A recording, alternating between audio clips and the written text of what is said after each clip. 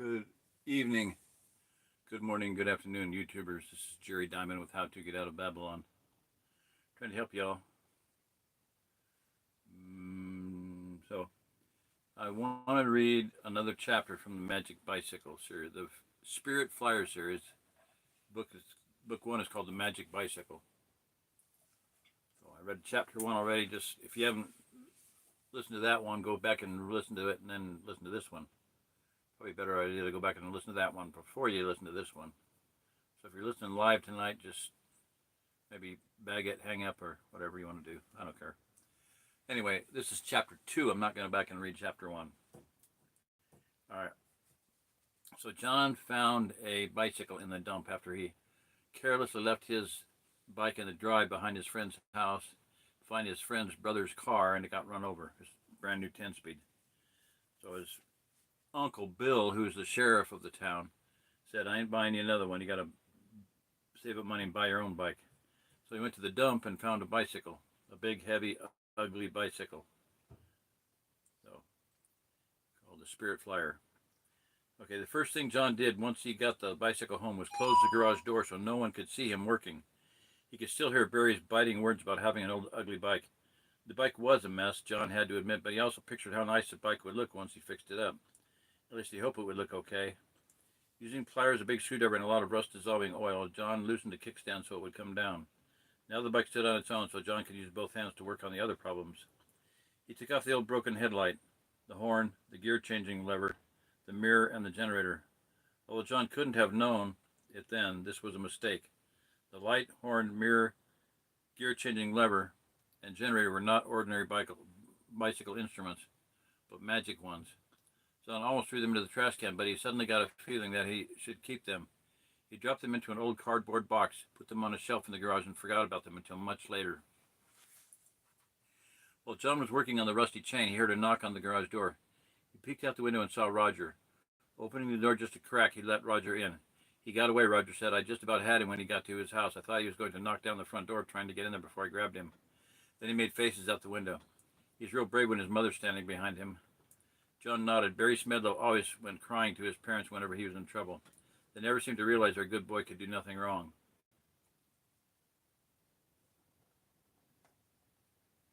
Could do anything wrong. I didn't think that sounded right. Sorry. Roger helped John make the rusty chain flexible again. For an hour they tugged and tapped, using lots of rust-dissolving oil. John cut his hand on a sharp edge and the oil burned in the wound, but he kept working anyway. After the chain was ready, they put it back on the sprockets.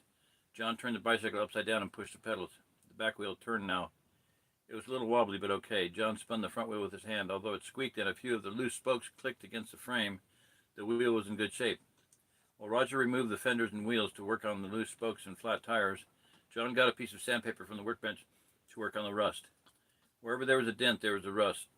He knew that he had to fight the rust, that the metal had to be clean and spotless, or else it would rust again. John worked the rest of the afternoon sanding and sanding some more. Roger had to go home for supper before John was finished, so John worked alone, turning on the light when it got dark. He was working so hard that he didn't hear his 3 cousins come into the garage to watch him. The girls, who were really like sisters to him, watched quietly. Catherine, who was only 5, was the first to speak. "What is it?" she asked in her little squeaky voice. "A bicycle, of course," said Lois. She was 7 and thought she was much wiser than Catherine. "I think it's a bicycle." "Sure it's a bicycle," said Susan, who was 12, a year older than John. "See, the wheels are leaning against the wall." "Oh, yes," said Catherine. "I guess it is a bicycle. Look at John. He looks like Mr. Fenley." John stopped working, standing up to stretch. Mr. Fenley owned a garage and was always greasy from working underneath cars all day. "He's worse than Mr. Fenley," Lois said. "I hope you aren't wearing your good clothes, or you know what Mom and Dad will say." "What will Mom say?" asked John's aunt as he stepped through the door, followed by Uncle Bill. She stared at John. "Oh, John, look at you." John looked down at himself. His jeans, which had been blue earlier, were spots with grease and oil. His shirt and face were equally dirty. "These are old clothes," John said weakly, realizing he should have been more careful. "They can be classified as very old clothes now," Uncle Bill said, frowning and shaking his head. "Sometimes I think you don't have a brain, John. You know the rules about working in old clothes. Why can't you be more careful?" John looked down at the floor. Rules, rules, rules, he thought. But he didn't say anything. He knew his clothes were ruined. The grease and old stains would never wash out. Where did you find the bike? His uncle asked. Looks like you got it. You're doing a good repair job. John looked up. Uncle Bill was trying to be nice. He was angry about John's clothes, but he wouldn't stay angry. I found it at the dump, John said. The dump? Lois asked. Don't you throw things away at the dump? It's a really nice old bike, John said quickly. But right now it doesn't look so great, but just wait till I'm through. It'll work, you'll see. Well, it's time for supper, Aunt Betty said, still frowning at John's clothes. Can't I eat later, John asked. Please, I don't have much more to do, and I'll have to get cleaned up, then dirty again, please. Mrs. Kramer looked at her husband. He sighed. Uncle Bill had a strict rule about the family eating together, especially supper. This was the time each person shared what had happened that day. I guess we can make an exception in this case, Uncle Bill said, but it's an exception. What kind of bike is it anyway? He turned his head sideways to read the writing upside down.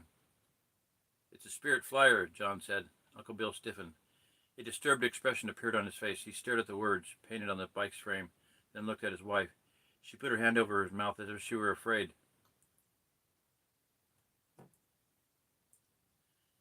She stared back at her husband. Is anything wrong? John asked, seeing the sudden change that had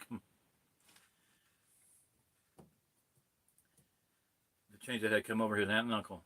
Neither said a word for a moment. They stared at the old bicycle, then back at each other. Nothing's wrong, Aunt Betty said finally, but don't even come into the house with your clothes like that. You say you found that bike at the dump? Yes, John said, another worried expression. Another worried look passed between his aunt and uncle, but they said nothing. Uncle Bill shrugged and went inside the house. Aunt Betty followed. John grabbed the sandpaper and returned to the rust spots. He was so busy he didn't notice his cousins leave. He was almost through the last of the sanding when Susan came into the garage with a hamburger, pile of chips, potato chips, and a glass of milk.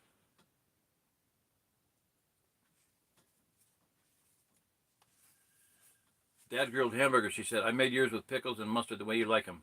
Thanks, John replied. He wiped his dirty hands on his even dirtier pants and began eating the food. Susan, who had changed into her old work clothes, picked up a piece of sandpaper and finished sanding where John had stopped. John drained the glass of milk, then looked for some red paint. Susan helped John mix 2 kinds of red paint to match the red color of the bicycle. With 2 small brushes, they worked together, painting over all the sanded spots. Maybe we should just paint the whole thing, John said, though he dreaded the idea of sanding another inch.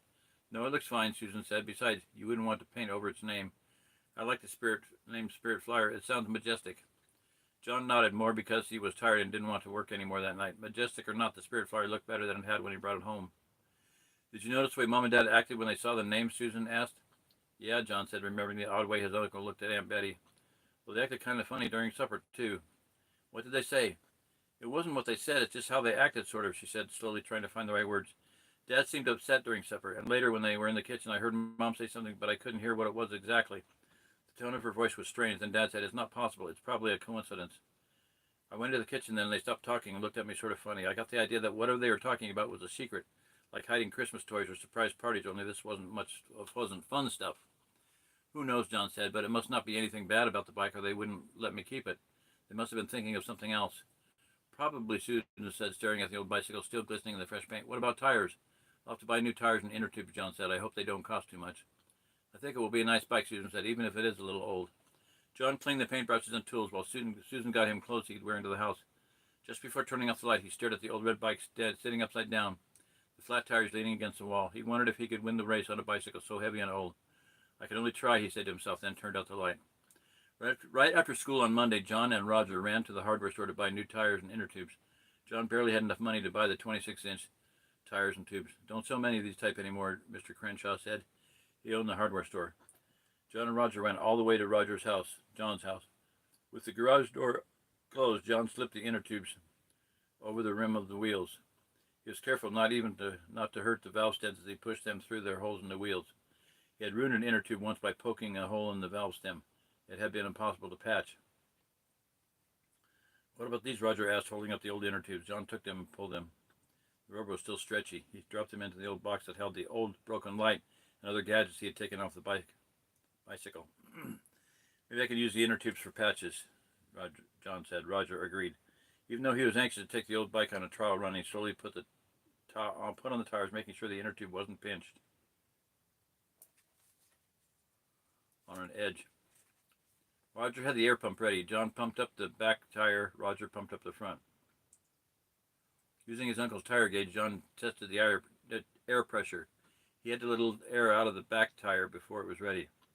John checked the nuts on the wheels to make sure they were tight. Then he used his uncle's biggest wrench. They straightened the handlebars. John was in such a hurry by that time that he made one mistake.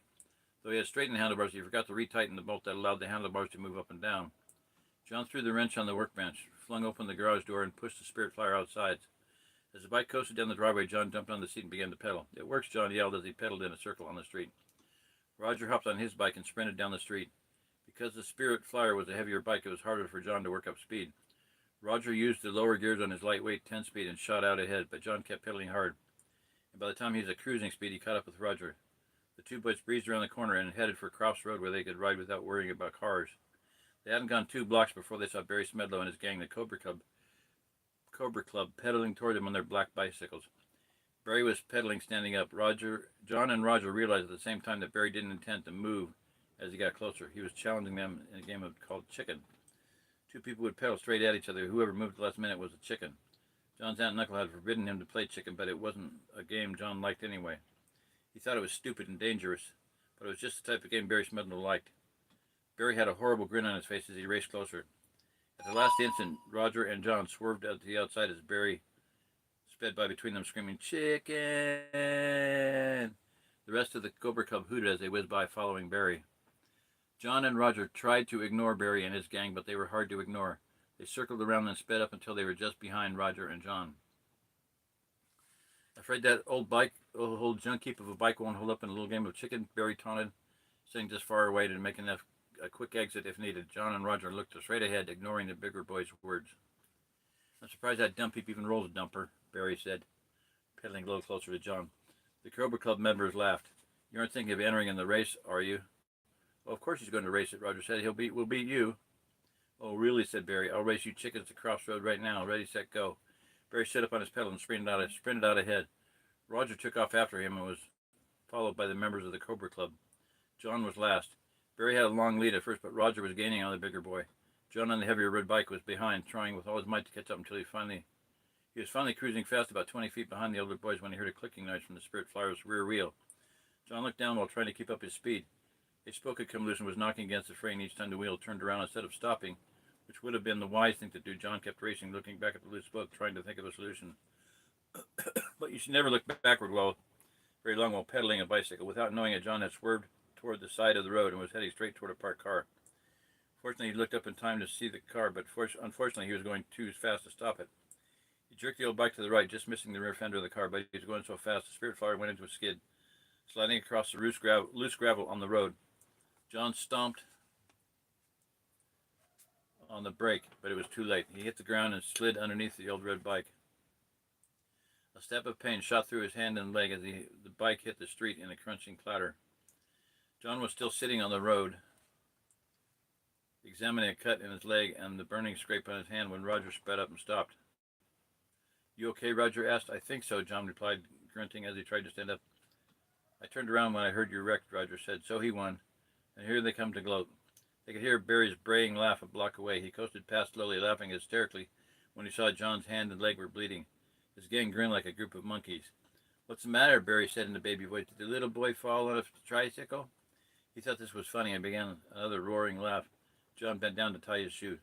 "You better get training wheels for that garbage heap if you want to race," Barry said, and then pedaled slowly away, his laughter stinging John's ears.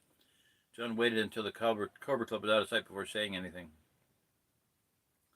"I guess I better take this dump heap bike home," John said bitterly. "What's the use?" He kicked the tire of the flat Spirit Flyer, then got on. Roger didn't say anything but pedaled alongside his friend. When they got to John's house, Roger asked if he wanted to fix the loose spoke. John said no. He shoved the bike against the garage wall and knocked down the kickstand. Knowing that John wanted to be alone, Roger rode home. For a long time, John just stared at the old red bike, hating its heaviness and ugliness. Even painted, it was still ugly and fat-looking compared to everyone else's bike. John slammed the garage door.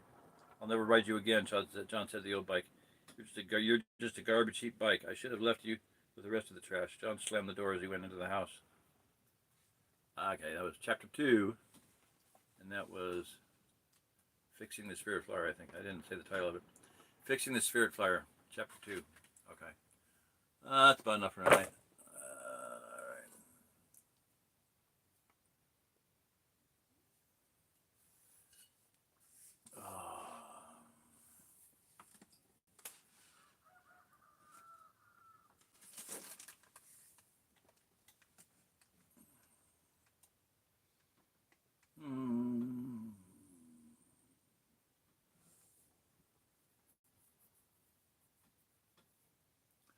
It was a dark and stormy day. Or it was a bright and stormy day, whatever you want to call it.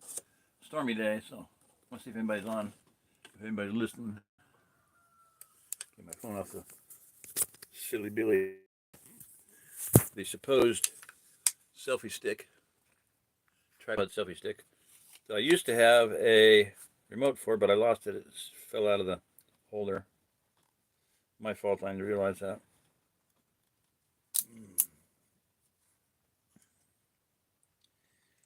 When it was closed, it's held in, but I didn't have it closed all the time. I took it out, and it falled out and went boom somewhere. I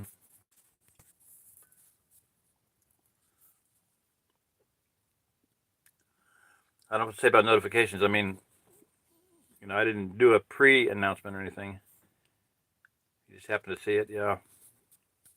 I don't know how that shows up. I don't know anything about YouTube. I just put the information out, so I'm sorry. I can't help you. Zepton Kaboom said he didn't get a notification this time. Well. Here's the first one anyway, so you're doing pretty darn good. So, all right, that's it. Hopefully next time you'll get a notification. I'm probably going to do another one tonight, maybe. I'm going to go lay down, get late. I'm going to get horizontal, and I might stream again and with something that's on my mind or my heart to help you all out there in zombie land. Zepton Kaboom land. Get out of the cities, people. Get out of the cities. Get out of the cities. I can't tell you any more than that. Massive starvation is coming down on us. Look, they're burning down the food warehouses. Walmart had one go down. Of all things, Azure Standard. I mean, that strikes really close to home because my family or friends of the family that owns the company and, Timothy here and Rock both order from them. And a lot of people around here order from them. So I don't know I don't know if they have 2 warehouses or 3 or 4. I don't know. But they're hurting. I'm sure. So there goes your organic food source, Timothy. We need to grow our own food, people. I've said that for years. I had a very wise friend, very, very super intelligent friend, Vietnam vet. He lied about his age to go to Korea, people. He's 17 years old. He lied about his age. He said he was 18. So he could go fight communism, okay? And he told me, one of the first things he told me was, it says in the Bible that, the day will come when you can't buy or sell unless you have the mark of the beast. He said, it doesn't say you can't barter, trade, and eat food you've grown. We need to be able to grow our own food. If you're not growing your own food, you're not. In the animal kingdom, when is an animal an adult? When it can fend for itself. When it can fight for, forage, or hunt for its own food. Then it's an adult. Until then, it's just a baby. It's just a cub or a kitty or whatever. A lamb, a kid in the goat kingdom, a calf, baby snake, whatever. When you can fend for yourself and you can feed yourself, you're an adult. And human beings, we totally ignore that. We live in such a screwed up society. It's so unnatural, so unreal, unbiblical. The entire nation of Israel was an agricultural nation. The feast days that we're supposed to be observing today, Passover, Pentecost, and Tabernacles, are all based on harvests. Passover is based on the barley harvest. Pentecost is based on the wheat harvest. And Tabernacles, the final ingathering, is based on the final ingathering of the harvest time. Your fruits and nuts and olives and, your big vegetable harvest. It's the final ingathering. All 3 of them are prophetic. All 3 of them should be observed today. All 3 of them signify that we should be an agricultural people. If you want to survive what's coming at us, you'd better be an agricultural type person. You better grow your own food. We've got to do that, people. We've got to get together and do that. And there's people here that have the ability to do a lot toward that. If they can do that auto rectal extraction, cranial extraction, auto cranial rectal defilate extraction. They can pull their head out of their ass, We can help each other. We can grow together. We can live together. We can work together. Or we can, as one of the founding fathers, you can hang together or we can hang separate. We're going to hang it separately. That's basically the long and the short of it. We need to work together or not. And if we choose not to work together, not to be willing to help each other and be unselfish instead of being selfish, it ain't going to work. You got to be unselfish. You've got to be able to give, be willing to give, be willing to share your stuff. It's my stuff. It's my stuff. Don't do this. Don't do that. I'm tired of hearing that. Um, I'm completely unselfish with my stuff. So anyway, let's try to work together. I hope it's going to work out. We've got to be able to grow our own food. More so now since they're bombing and firebombing. Who knows what they're doing? But I mean, the Azure Standard went down. Walmart went down. There's about, my son-in-law listed about 15 of them. I'll try to find a link and post it under this video. So, okay. Take a look at it. Bye-bye. God bless.